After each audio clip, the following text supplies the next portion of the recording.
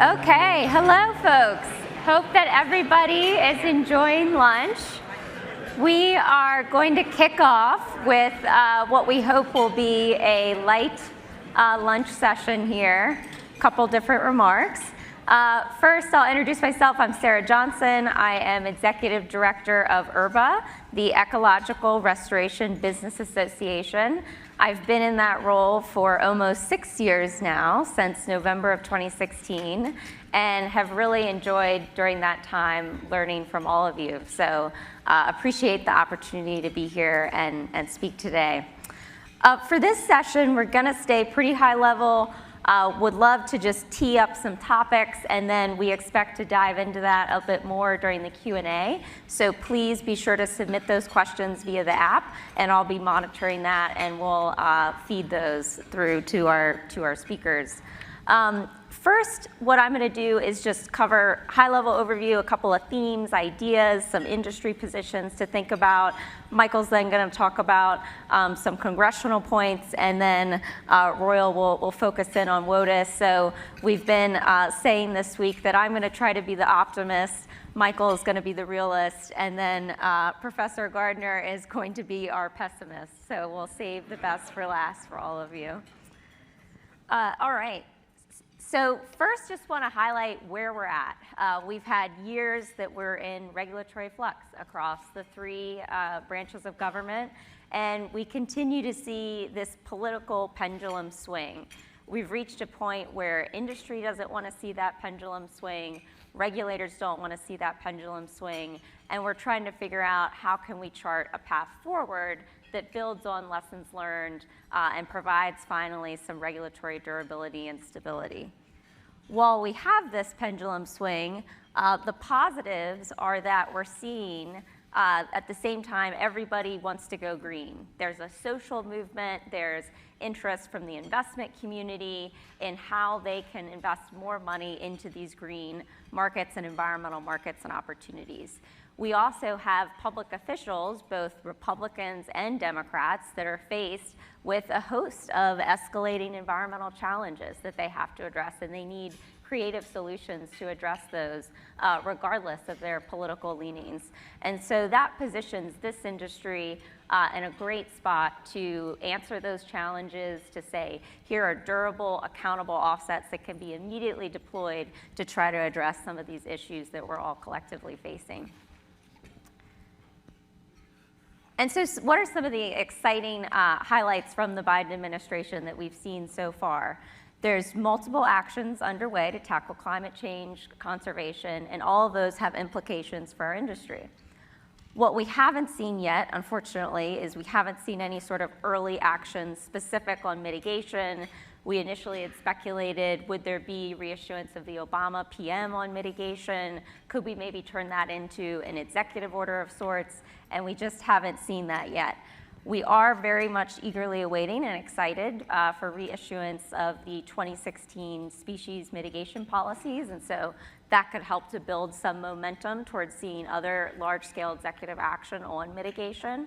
We also, Michael's going to touch on, BLM has been looking at reissuing policies, NOAA's looking at that, and so all of that's good momentum towards seeing some larger executive action. There are a few, though, opportunities that have already materialized. So first, we've seen multiple orders from President Biden and executive actions focused on climate change that have implications for our industry. Just recently, last week, we had CEQ finally come out with their Rule 1 revisions for NEPA, and that's reverted us back to the prior definition of effects that takes into account cumulative effects and allows us to also consider climate change impacts. Those will be final on May 20th, and so that offers some potential opportunity for the industry to look at offsetting those impacts and working with folks on mitigated FONSIs. We were really excited to see in President Biden's signature America the Beautiful plan, there was a specific call out in Principle 8 that focused just on our industry and on the market-based solutions that 404 presents. And so love to see that, want to continue to build on that and use that as a hook to talk more about environmental markets with the Biden administration. And then lastly, of course, we've heard everybody talking about IIJA or the bill. I like that reference.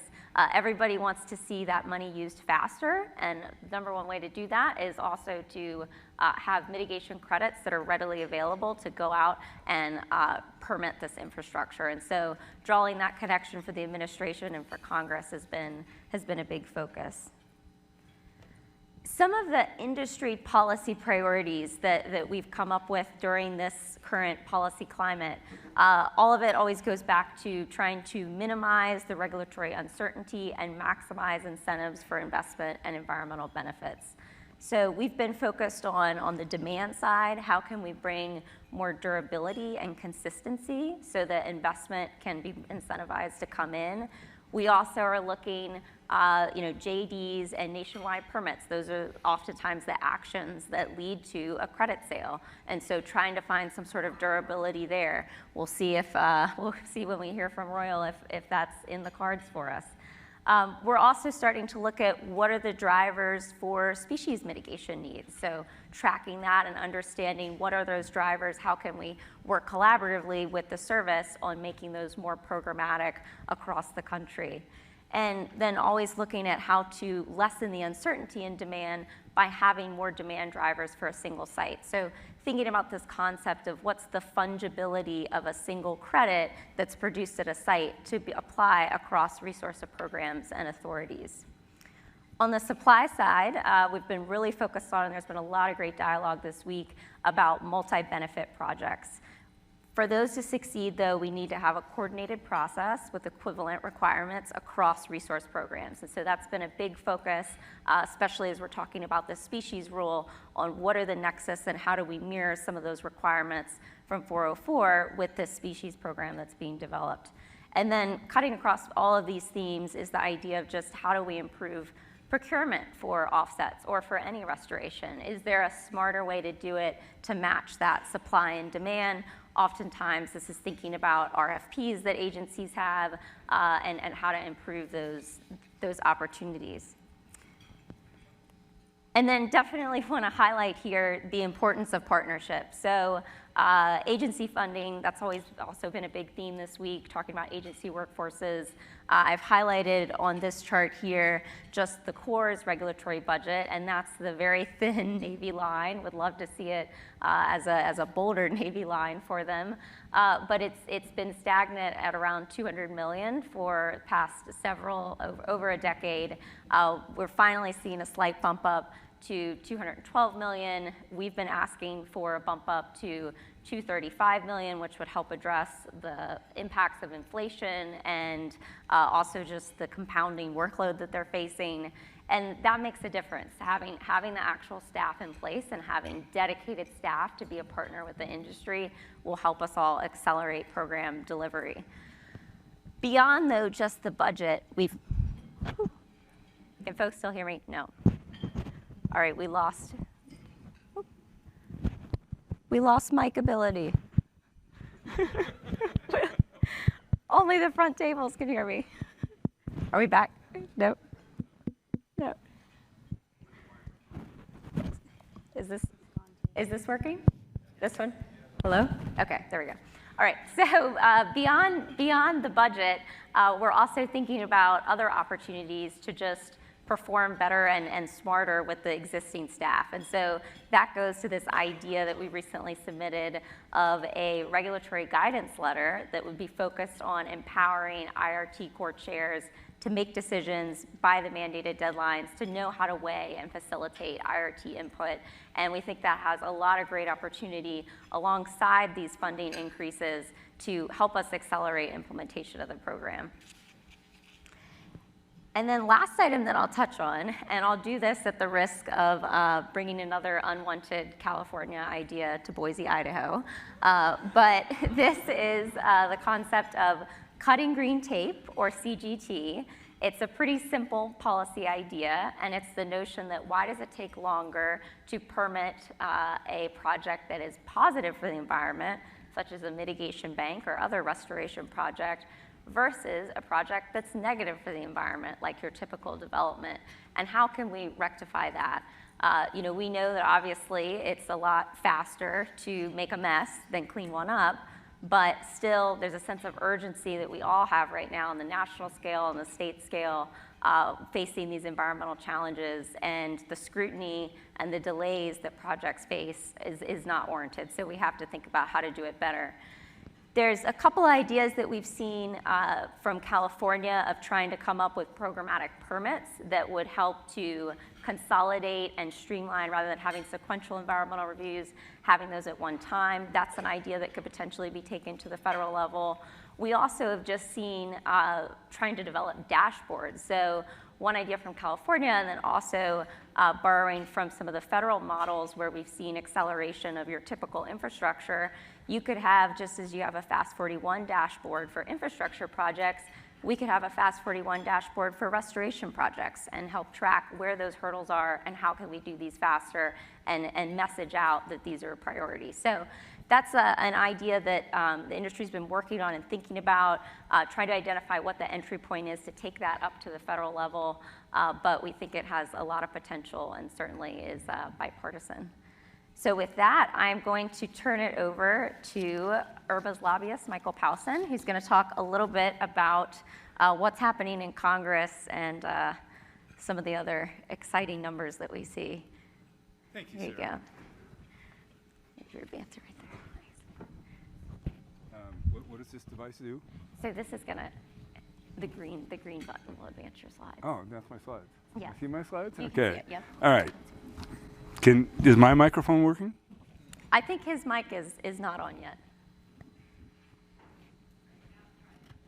Hello? Hello? That's the Great.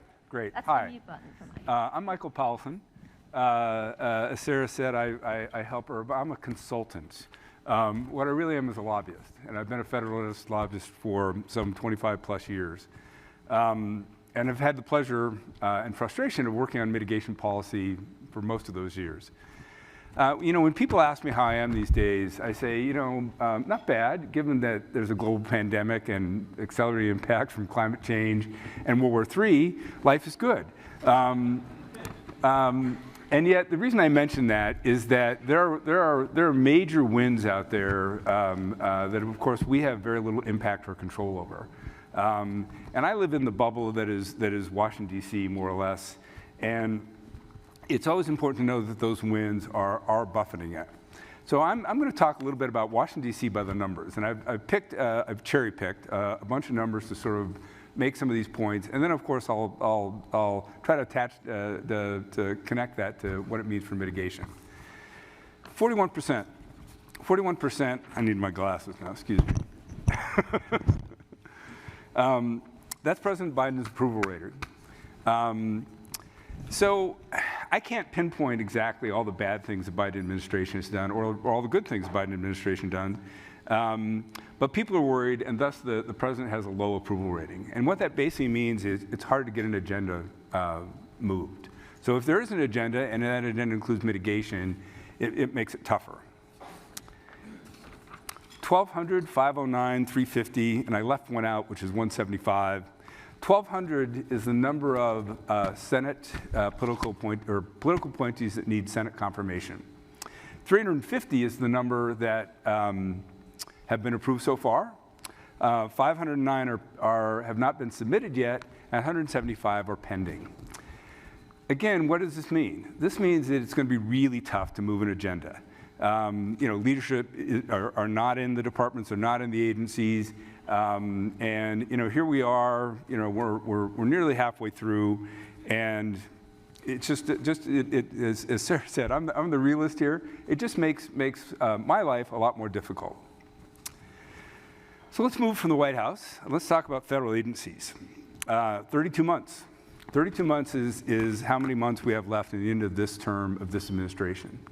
And what that means is it's really tough to take on a lot of new stuff, especially things that require a lot of time and resources, particularly since most administrations, all administrations, spend a tremendous amount of time trying to repair the damage of the previous administration or the things they didn't agree with.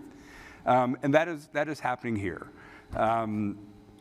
So there's not a lot of time, and I'll touch on this in a little bit, but most of the agencies are trying to work with what's on their plate, and they have other challenges, thousands. Actually, it might be tens of thousands, but I think it's at least thousands vacancies. Trying to fill out the federal workforce to just at normal levels. And I'll use BLM as an example. At one time, BLM had 2,200 open positions. It's less now. But that means there's not a lot of staff and resources to take on a lot of new initiative or a lot of change.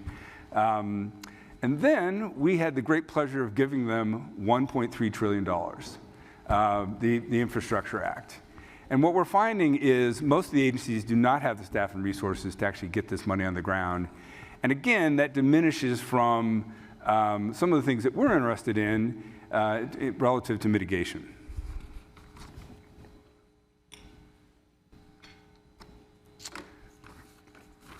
Congress, it's my favorite place. 50-50, that's the Senate.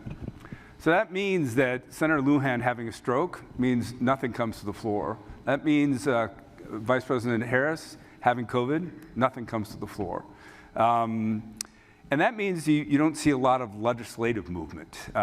This Congress is particularly dysfunctional. They didn't pass a budget until, just a month ago for FY22, 6 months into the year. But there is no room for error, just no margin. Like you're not going to bring any political appointees or judgeships because you're not sure you're going to get them under the current split.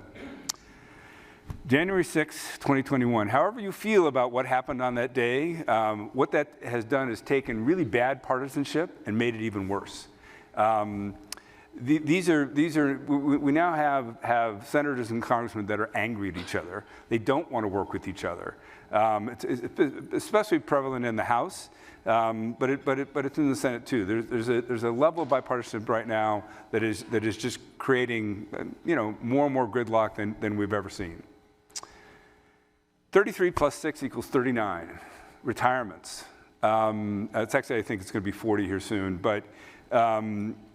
Six senators, 33 House members, largest number that I've ever seen. And that means incredible change is happening on the Hill. And that leads to the next thing, which is Election Day. This is an election year. So despite all the challenges that I just described, especially when you're a lobbyist, election years are both really great and really horrible ways to do business. They're really great in that often they try to push things through to help their members campaign. They're really bad because none of the members are actually in DC to do any work because they're all at home trying to get reelected. Which leads to my last number, which is less than 30, I think it's 28 now. That's the number of legislative days left to work on the Senate floor. House is a similar number. That's very, very, very little time to actually get real work done.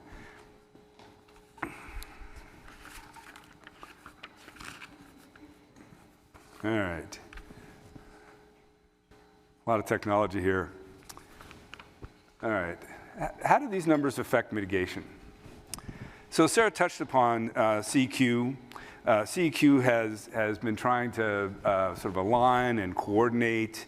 But it's important to note, in my, and I said this to my old colleague Bob Budd here just a moment ago, mitigation is just not a top-tier issue. I'd like to think it was, but it's actually a third-tier issue. It's not something that comes to mind either within administrations or with members of Congress. Sarah and I have done hundreds of visits to the Hill now, and every time I feel like I'm educating a congressional staffer on what mitigation actually is. And then when you try to dive into policy, typically their eyes glaze over. But the administration is trying to move things forward in the best way they can, again, given all the constraints that I've already described. The agencies have put positive steps forward. Now, some of those are steps they took in the past and they're redoing. Fish and Wildlife Service is working on its species and general mitigation policies. It's got a rulemaking on conservation banking it's trying to undertake. It's working on the Migratory Bird Treaty Act, mitigation elements of that. BLM has reissued its handbook and policies. It's working on implementation guidance.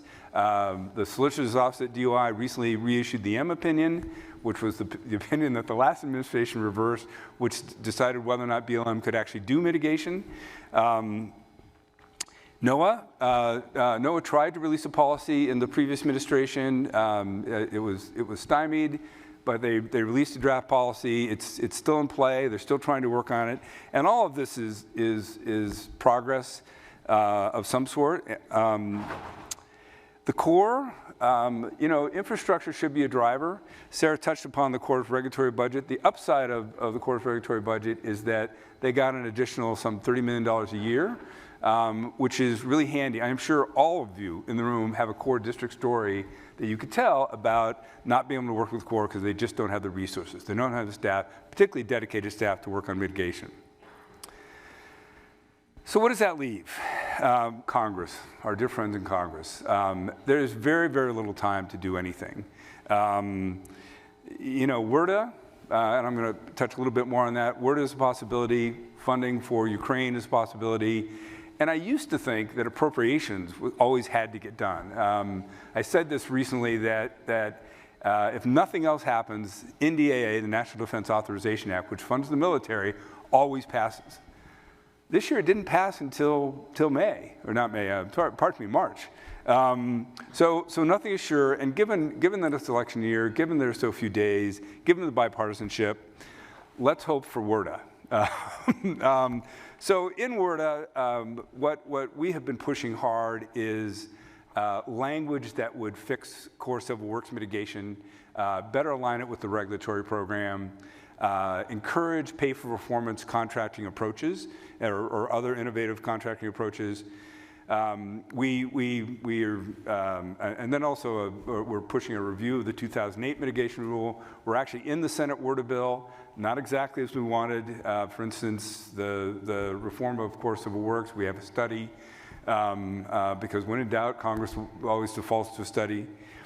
But we're in. And on the House side, at least 10 offices submitted our language to the House D&I committee. But what we're hearing is there's just not a lot of interest or appetite for major reform in mitigation. I'll say we're not asking for major reform. We're actually for very, very little reform. But it is really, really important. So we'll see what happens. That work continues. We also are seeking revisions to the 214 authority, which would allow private entities to actually pay for core staff to help move mitigation projects along. So what all this means is there isn't a lot of, while there may be incredible appetite to fix all kinds of things, there isn't the context to do so. So for instance, as Sarah mentioned, WOTUS, which Roy is going to speak to, there's desire from probably every member of Congress to change it in some way and fix it and permanize it, if that's a word. However, that context just doesn't exist. Thank you.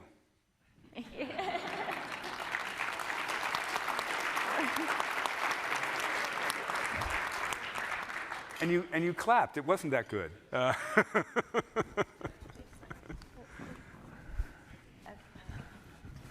And I think we just need to switch out to Roy's PowerPoint. That was not the pessimistic. All right. Okay. Excellent. Good afternoon, everyone. I love this conference. I love the sessions. I love the people. I love the late night karaoke.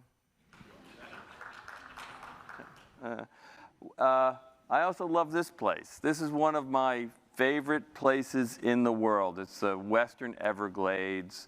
It's Big Cypress National Preserve. I love to take my students there.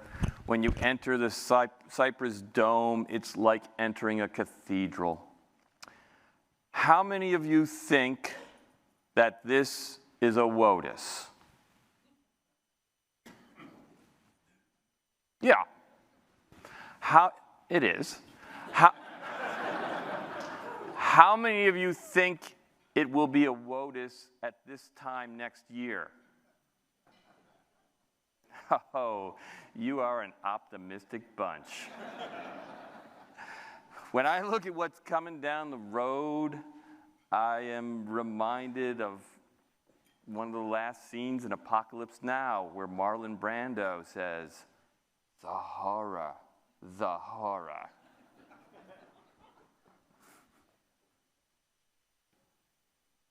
All right.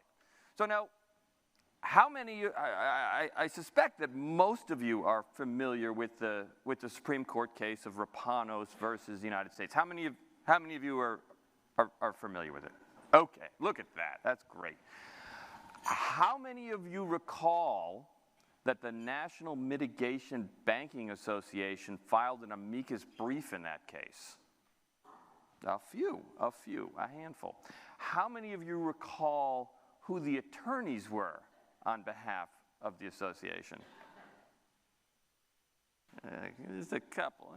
Peggy Strand and me.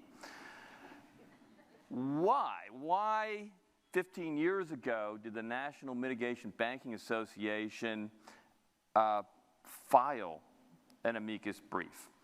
Because the association thought that Rapanos represented an existential threat to the industry. Now, you know what happened with Rapanos, and we dodged a bullet because it was a 4-1-4 split, with Justice Scalia writing for the plurality.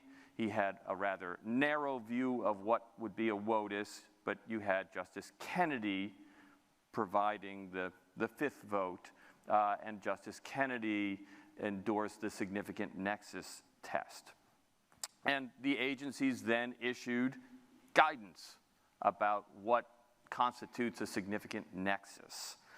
The Obama administration came in and did a rulemaking and adopted the Clean Water Rule, which then was challenged by regulated industry and was ultimately vacated. The Trump administration came in and said, okay, we're going to do rulemaking, and first we're going to repeal the Clean Water Rule and go back to the pre-2015 regime. All right? And then we had, in 2020, the Navigable Waters Protection Rule, which narrowed the scope of WOTUS, as you know. Ephemeral waters out completely, redefined what constituted adjacency for purposes of wetlands. That was also challenged by environmental groups. It was vacated. Technically, the litigation is still ongoing, so the Biden administration has now embarked on another rulemaking to repeal. First, it's going to repeal the Navigable Waters Protection Rule, and then go back to the pre-2015 regime and, in theory, come up with its own new WOTUS definition. But that's not going to happen, because we have the U.S. Supreme Court case of Sackett versus U.S. EPA. And so, you know, U.S. Supreme Court, the acronym for it is SCOTUS, so we have WOTUS in the SCOTUS. This site is in Idaho. It's about 500 miles from here. The site itself is only 300 feet away from Priest Lake. And that's what they are saying is not jurisdictional. The Sackett brief, the argument they are making is a wetland is not a water. So this case could be an extinction level event for federal wetlands regulation. That's the Sackett position. This is not, hey, go back to the Trump rule, go back to the Navigable Waters Protection Rule. No, that covered intermittent waters, intermittent streams. There's a potential here that it will be much narrower. So on this slide, which you probably can't read. These are the amici briefs that have been filed on behalf of the Sacketts. So amici briefs, these are friend of the court briefs. These folks are not your friends. Not in this context, anyway. But you may recognize some of them because they're your customers. But they don't want to buy what you're selling. Now, the U.S. government will be filing its brief on June 10th. And then 1 week after that, the deadline will be for amici briefs in support of the government's position. The case will then be set for oral argument in the fall, and the decision will come sometime after that. Could be November, December, but could take a few months later. What are the possibilities? What might the Supreme Court decide? Well, there is a remote possibility that they might dismiss it as improvidently granted and defer to the Biden administration's rulemaking. That is very unlikely. That is very unlikely. In normal times, a court would not take a case like this. And a court would show respect to the executive branch to allow the executive branch to finish its administrative processes. Normally, courts do not get involved in an issue like this that involves statutory interpretation when there's an ongoing rulemaking. So these are not normal times, though. If the events of earlier this week underscore that point, right? 50-year-old precedents with respect to constitutional rights are not secure. This is very much an activist court. So there's no reason that they would say now, never mind. We'll defer to the executive branch. For those of you who are familiar with some other WOTUS and the SCOTUS cases, Riverside Bayview Homes, back in the 80s. Oh, that was a simpler time. 9-0, the court rules in favor of the agency interpretation that adjacent wetlands, adjacent to a traditional navigable water, that's a reasonable interpretation of the Clean Water Act. 9-0, deferring to the agency position. That's not safe, right? There's no, the court is not going to feel bound by that precedent. Okay, so what might they do then if they decide the case on the merits? Well, they might just focus on wetlands, because the way that they describe the question presented has to do with what's the proper test for a wetland. And so they could just focus on that. And they could say, wetlands are not waters for purposes of the Clean Water Act. Well done. So then Big Cypress National Preserve, Gator Hook Trail, where I was standing, that would not be a WOTUS. They could also provide what the court might view as a definitive interpretation of WOTUS, more broadly. So not just focusing on wetlands, but rather crafting a rule to say that in order for something to qualify as a WOTUS, there would need to be a continuous surface water connection to a traditional navigable water, even for streams. So ephemeral streams would be out, intermittent streams would be out, and no perennial stream that is connected to a traditional navigable water through an ephemeral stream or an intermittent stream would be out. That's a possibility. So what does this mean for the industry? as you know, your industry depends on government regulation. It's the requirement to get a permit that's the driver for the credits. No WOTUS, no need for a Clean Water Act permit. No need for a Clean Water Act permit, there's no need for federal wetland credits. Now, on a more positive note, if you're in a state with a robust state wetland and stream regulatory program, you'll be okay. But many states don't have that type of a program, and many states also have provisions in their law that say that they may not regulate more strictly than the feds. So as federal jurisdiction contracts, so will state jurisdiction in some states. So you need to be prepared for the worst case scenario. You need to be prepared for SCOTUS to terminate federal wetland regulation, terminate with extreme prejudice. So my advice to you is to go to the role of the states session later on this afternoon, because I think you're going to want to focus your energies there, state legislatures, and trying to beef up some of those programs. Thank you very much, and I look forward to your questions and discussion.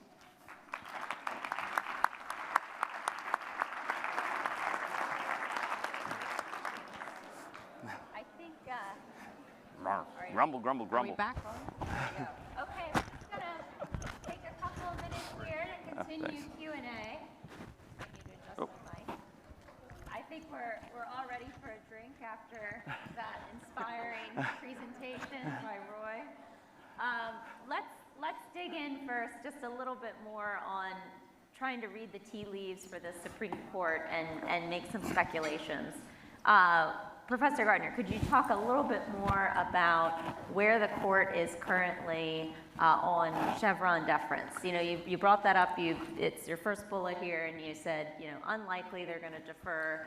Can you talk a little bit more about the current ideology of this court and how they approach Chevron deference? So Chevron deference is the doctrine of a court deferring to an agency interpretation. It's of a statute. So there's a two-step process. And Justice Scalia was a big fan of Chevron. The two-step process is first, okay, did Congress answer the specific question? If yes, then you must follow Congress's intent. If no, if there's ambiguity, if Congress did not answer the specific question, like exactly what is a WOTUS, then you consider what the agency's interpretation is. And if the agency's interpretation is reasonable, then the court should defer to that, deferring to the agency's technical expertise. It doesn't have to be what the court would consider to be the best interpretation. It just has to be a reasonable interpretation. The court, so in normal times, the court would simply defer to the agency's interpretation of WOTUS and say, well, significant nexus test, yeah, that's a reasonable way to proceed. There could be other ways to draw the line, but this is reasonable. There are a number of justices, however, that have suggested that the Chevron doctrine should be revised or eliminated. And it's not for the agencies, it's not for the executive branch to say what the law is, but rather it's for the courts to actually be the decider in terms of what a statutory term means. So maybe one reason that the court took this particular case is that it wants to further erode or revise the Chevron doctrine, which will have implications far beyond the WOTUS issue. Yeah. Thanks, Professor Gardner. That's insightful. I won't say helpful, but insightful to hear. Could you talk a little bit, and then we'll move away from all the Supreme Court details, but could you talk a little bit, too, about the Maui case that came out. So that was one that the industry, watched pretty closely after the decision was issued. Despite a conservative-leaning court at that time, came out in favor of requiring a permit for groundwater that's being discharged. And there was this new test put forward that seemed to be kind of similar to the structure of the significant nexus test, where you have this functional equivalence standard and multiple factors that are considered. Justice Kavanaugh was supportive of that. Of course, that decision was issued, though, when we also had Justice Breyer on the court, who we will not have in the fall for this case. So maybe could you talk just a little bit more about how that dynamic may play out and may influence this decision? Sure. The most recent SCOTUS decision on the Clean Water Act was the County of Maui case, as you note, and the issue there was whether a discharge of treated wastewater, which is still a pollutant, into groundwater that then migrated to the Pacific Ocean. That's at least a navigable water, so that's a WOTUS. So you had a discharge of a pollutant. It was a discharge from a point source of a pollutant to a navigable water. So the question had to do with whether, sort of the question of two. Did it have to be a direct discharge? Does the Clean Water Act only cover direct discharges? Actually, the County of Maui said, yeah, it only covers direct discharges. So Chief Justice Roberts, during oral argument, said, whoa, so you're saying that if you had a pipe discharging pollutants and you just cut it off 6 inches before the river and it went into the groundwater, that wouldn't be covered? And they were like, yeah, nice bright line rule. And the court thought that was too extreme. And so instead, the court crafted what they said that, yeah, direct discharges are covered and the functional equivalent of a direct discharge is covered. What's functional equivalent? Well, the court actually crafted a science-based approach, a multi-factor approach to determine whether there is a discharge that is regulated by the Clean Water Act. So yeah, maybe they'll do that in Sackett. I doubt it. I mean, there'd be no they're going to be looking. One of the things that the court always does is it always asks, what's the limiting principle? Where can we draw the line? The court generally likes to draw a line. And so they're going to be looking at, okay, where can we draw lines? I mean, one way is to say wetlands, gone, unless perhaps it's subject to the ebb and flow of the tide. Continuous surface connection, that's another line. Mm-hmm. How far up they want to go, I don't know. But I'm not optimistic Maui will be used. Be influential. Yeah. Especially without Justice Breyer too. Yeah. Right. Yeah. Thank you. That's helpful. Well, next question. First, want to go to Michael. It's also on WOTUS, and then maybe we'll move from WOTUS. But would the demise of WOTUS be enough to push Congress to action? And I think you could speculate on this about all of these high-profile issues that the Supreme Court is coming out with decisions that are against public opinion. Will that motivate in this next election cycle us to see changes in Congress and for Congress to have a majority enough to act on WOTUS? Maybe, Michael, your perspective, and Roy, yours as well. So is my mic working? I don't know if Michael's mic is. As Roy mentioned, the Supreme Court had a decision here recently that is polarizing the electorate and will have an impact on elections. Will it be enough to create a majority in the U.S. Senate where it needs to happen? Maybe, but as Roy said many times, doubtful. Yeah. Doubtful. That is a critically emotional, seminal issue. Wetlands aren't. So if the Supreme Court throws out WOTUS in some fashion, highly doubtful that you would have, again, 60 votes. And it's not an issue that people are going to vote on. Clean water might, but maybe I'm being too optimistic. You're optimistic. Yeah. So no, I'm hopeful but doubtful. Roy, any follow-up thoughts? Yeah, I mean, you know, when my son was younger and he would ask for certain things, a common refrain would be, "It's not likely, chum." So I don't think it's likely here. Well, another good question just came in on what this Sackett decision could mean for the industry and for other Clean Water Act programs. And so I don't know if we can speculate a bit on what would this Sackett decision outcome mean for Clean Water Act programs such as 402. Would it have implications for that? Oh yes, it would have big implications for that because WOTUS is not just applicable to 404, but it applies to all the Clean Water Act programs. So yeah, it would have a ripple effect. Yep. Yeah. Yeah, and I would offer, as Roy pointed out, if they capture the Chevron deference, that unwinds a lot of environmental law and precedent. Yeah. And I think we've got a rhetorical question here from someone. Where in the Constitution is WOTUS? So they're framing it up. Interstate Commerce Clause. There you go. Right, you got to try to hang your hat on. That's where it would be, as the National Mitigation Banking Association said back in 2006 when it filed its amicus brief. Maybe time for us to revisit that. You got a month. One more question on the Sackett case. How would the Sackett case affect states that have assumed the 404 program? Good question. So if the state's program is tied just to federal jurisdiction, then it contracts. If the state, the state can always regulate more broadly than the Fed. So it would depend on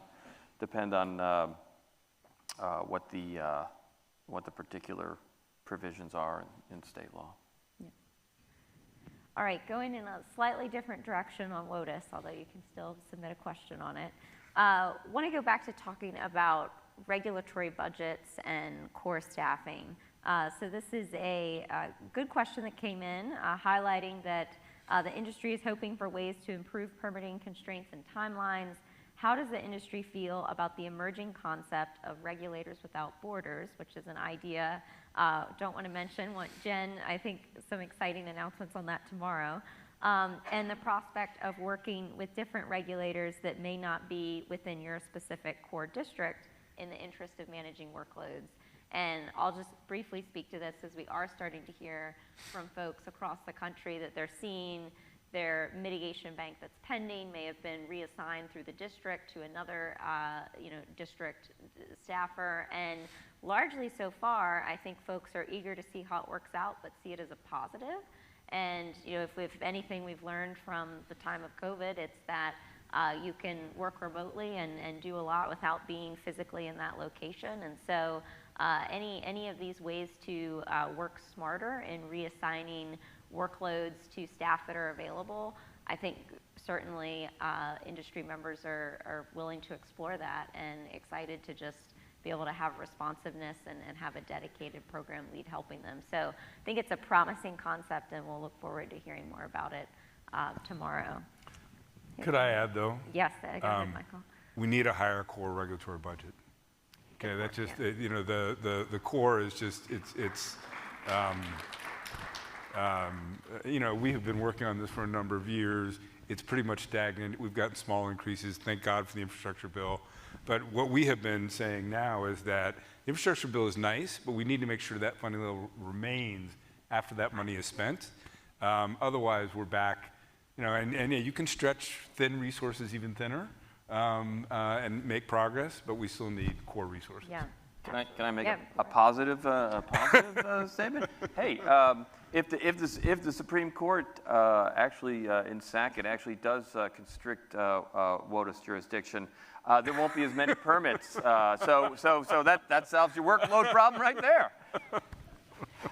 Just cut the workload. Thank you, Roy. You're welcome. You're welcome. Yeah. Oh, okay. All right, let's. Will I be invited back next year? We don't know. Or We'll will I probably just be all see relevant you at the next year. bankruptcy conference? We don't know. The joke, I workshopped that joke with George Kelly. He liked it. That's good. Save it for the happy hour. For the happy hour. Okay, a little bit more on core budget. So, Michael, as you mentioned, you know, we're inching our way up a little bit higher. We've got these infrastructure funds, but what can we as industry and also the Corps do to clearly message to Congress this increase in funds is working? It needs to continue. It needs to be at that sustained level. You know, will there be this appetite in Congress to recognize, wow, this increase in regulatory funding, it's helping us do things faster? You know, we're starting to hear at recent budget hearings, there were both Republican and Democratic congressional members who were speaking to the need to have a regulatory budget higher, and they were frustrated with the president's low regulatory budget. And so I think there's this slow turn in recognition of the value of having a higher regulatory budget, but how do we keep spreading that message and make sure that... Well, first of all, we have a branding problem. The word regulatory. That is, with certain members of Congress, that just is not a good word to raise. And yet we're not talking about enforcement. We're talking about implementation. You know, Sarah, as we've worked on it, certainly whenever we talk to Office of Management and Budget, whenever we talk to Hill Appropriations staff, they all get it. What they're looking for is more and more members to support it. And again, you know, per one of the things that I mentioned, you know, mitigation is, you know, most members of Congress, as we have worked over the last few years, you know, we're trying to get them to understand what it is, what it means, and there are places. I mean, I think I'll use Senator Cornyn as an example in Texas, where Senator Cornyn now gets it. You know, knows that the Galveston district has issues and that resources are needed, and thus they are supporting the appropriation request. So we're making progress. But I think that message that if the status quo still remains, and we do have work, that it costs money, and you know the trend line that you put up was apropos, but it just takes a lot of time, and clearly we have made a difference because we did get money in the infrastructure package. People did hear that message, and that money was put in, and at levels that we were seeking. So I feel good about that, but the work remains. Yeah, absolutely. So I think, you know, what can members do? You know, they have a congressman in their district or a congresswoman in their district, and talk to them. I mean, should I have to wait 8 or 9 years for approval of a mitigation banking instrument? I mean, really? That's, you know, that message should be put out there. Yeah, absolutely. That's one positive. But now back to WOTUS, because we've had more of those coming. Roy, could you give us a couple more details on the Sackett case? We've had some questions on that. What specifically are the plaintiffs in the Sackett case arguing? Is it the right to fill in and develop the wetland? I think that's correct. Or had they already filled in and EPA was bringing in enforcement action against them? Yeah, so Sackett has actually been to the Supreme Court once before on a question of pre-enforcement review. So it was a subject of an EPA enforcement action. Sackett said, well, no, this area isn't jurisdictional. And all of the lower court precedent at that point said there was no pre-enforcement review under the Clean Water Act, meaning that if you were a property owner and you received an administrative order or a cease and desist letter, that you had two options: stop what you're doing and respond to what the order says, or wait for the agency to take enforcement action against you, and then you get your day in court.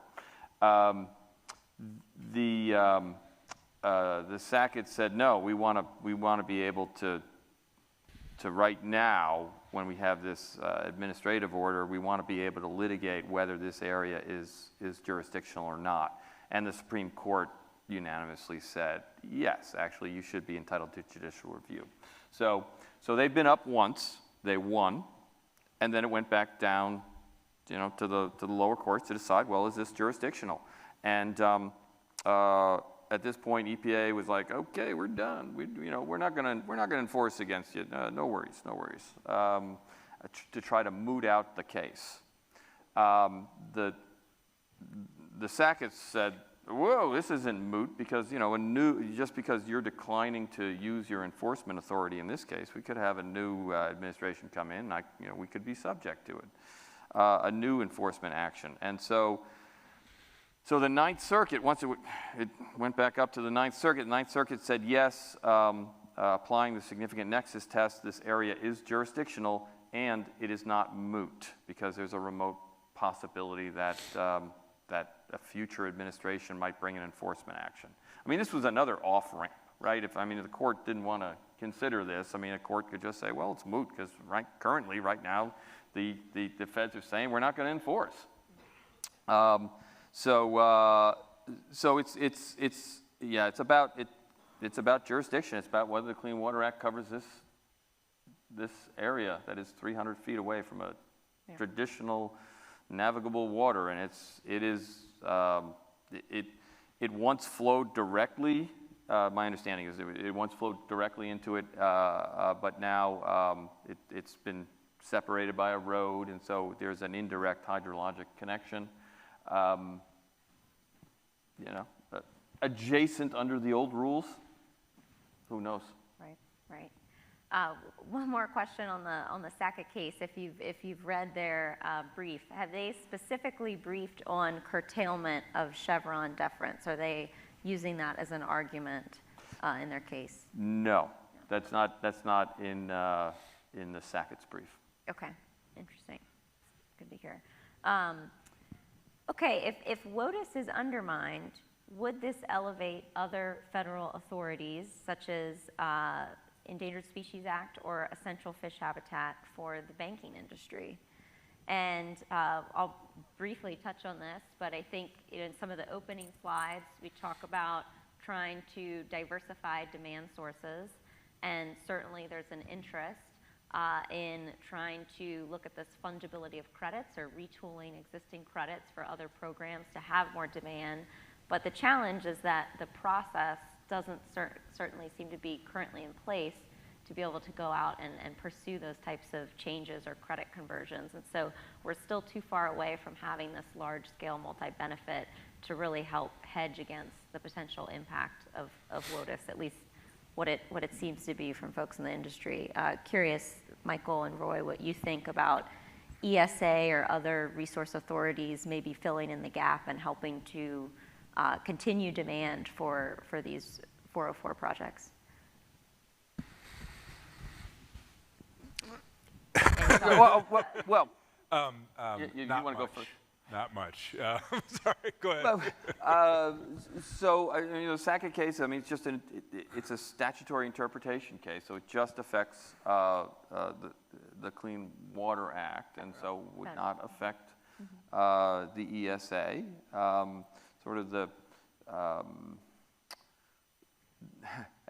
it's funny when SWANC, a solid waste agency in northern Cook County, another WOTUS and SCOTUS case, when that case came down, saying that the feds didn't have jurisdiction over certain isolated wetlands, at least based on the presence of migratory birds. That meant that some permittees, some developers, didn't need to apply for a Clean Water Act permit, but they still had an endangered species issue. And they actually went to my understanding is they went to the Corps in some circumstances and say, please, say it's jurisdictional under the Clean Water Act so we can get under Section 7 consultation process rather than dealing with the other provisions of the ESA. The ESA it's still there, for now. Right. I mean, Don't go. We I have enough mean, for for one now, I day, mean, right. So it's the challenge that's going to be coming for the ESA is when it involves a species that is wholly within one state's border, and that might tee up a constitutional issue about whether that actually implicates the Commerce Clause. So ESA is still here for today. Yes, it's still here today. It's still here today. Yes. But as President Obama said, elections have consequences. Yeah. But I also think you're asking, will it backfill? Exactly. Yeah. No. Not the same. No. Not the same volume. At least not yet. No. Yeah. Not where we're at.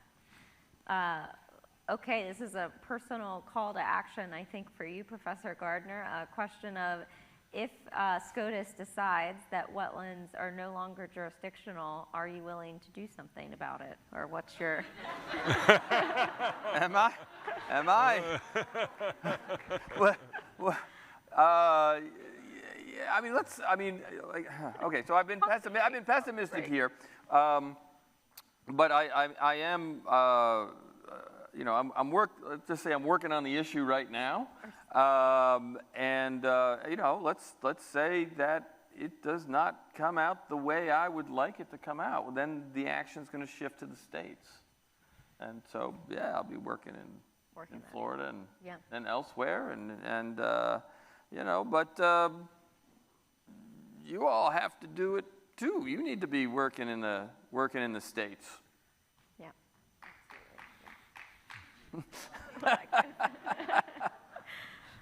All right, with that, I think we're going to start wrapping up. So I'll see any closing thoughts from either of you that you'd like to share.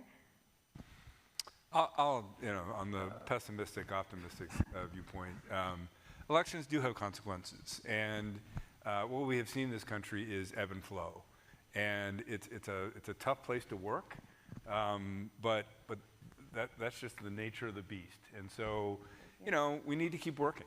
We just have to keep working because it is going to shift back and forth, and I'm done. Okay, so I mean, I'll try to end on a more positive note, taking a global perspective. I mean, what people in this room have done in terms of restoring the environment has been a model for other people all throughout the world, in other countries. So no matter what happens in terms of the ebb and flow of the regulatory regime and whether things shift from the federal and more to the state, you've had an impact globally. Yeah. Nice positive statement. Thank you. All right. Thank you both. Thank you for all your contributions. Thanks, everybody. All right, great job. I thought that was a good discussion.